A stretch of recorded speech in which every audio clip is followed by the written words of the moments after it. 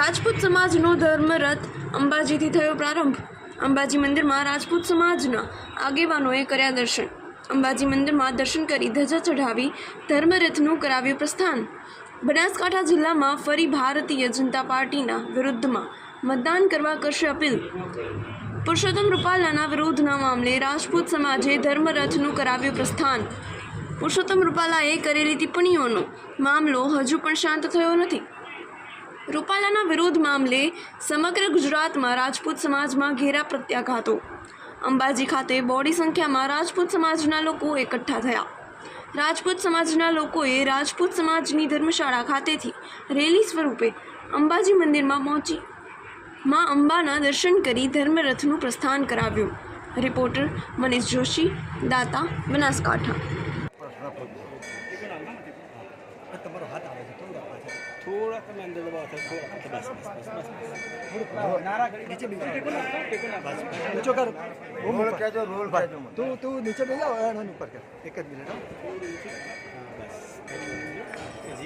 जी बाबू start बाबू सौने जय अंबे जय सोमनाथ जय रघुनाथ।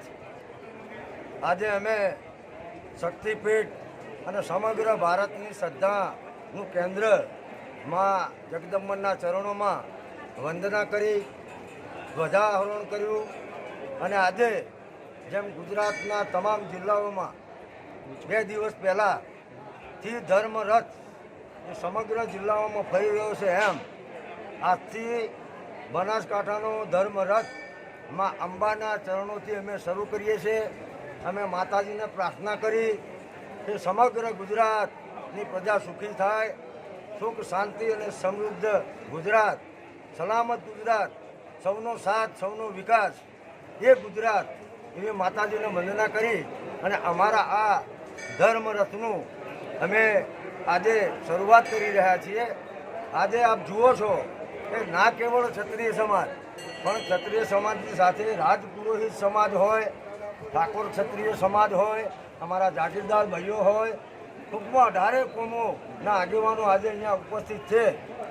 એટલે ધર્મરથ સમગ્ર બનાસકાંઠાની અંદર ફરશે, વડગામથી એક ધર્મરથ સમગ્ર પાટણમાં ફરશે અને આ રીતે ગુજરાતના તમામ જિલ્લાઓમાં ગઈકાલે અમે સુરેન્દ્રનગર હતા, રાજકોટ હતા, પણ ગામે ગામ જે ઉમળકો અમને મળી રહ્યો છે।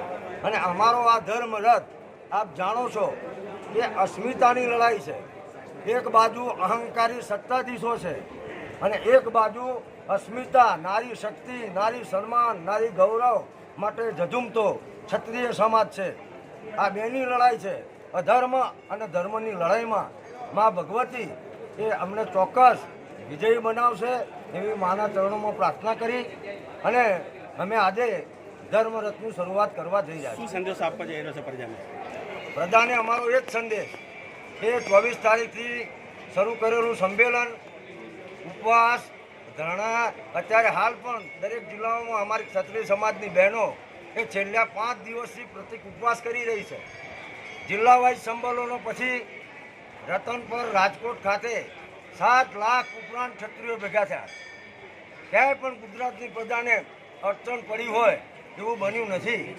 અમારું આંદોલન શાંતિપૂર્વક, શિસ્તપૂર્વક, સંયમપૂર્વક, કોઈ માલ મિલકતને કદાચ કોઈ નુકસાન પણ ન થાય એ માટેનો અમારો સંદેશ આટલો જ છે કે તમે ભલે પુરુષોત્તમભાઈ રૂપાલાની ટિકિટ રદ ના કરી પણ હવે 7મી તારીખે આ જે જન આક્રોશ છે એ મતદાનમાં ફેરવાશે અને ભારતીય જનતા પાર્ટીને ના કેવળ ગુજરાતની 25 સીટો પણ મધ્યપ્રદેશ, રાજસ્થાન, ઉત્તરાખંડ, ઉત્તર પ્રદેશ, જમ્મુ કાશ્મીર, હરિયાણા, જ્યાં જ્યાં ક્ષત્રિયો છે, 24 કરોડ ક્ષત્રિયો છે સમગ્ર દેશમાં, એ 24 કરોડ ક્ષત્રિયો અને અમને સાથ આપવાવાળો, કારણ કે આ કેવળ ક્ષત્રિય સમાજની બેનબીટીનો ઇજ્જતનો સવાલ નથી। આ લોકો આજે હમણાં બોલ્યા, કાલે બીજા સમાજની બેનબીટી માટે પણ બોલશે।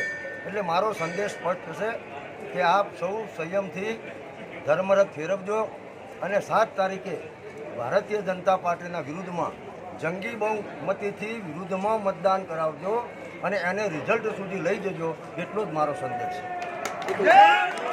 છે।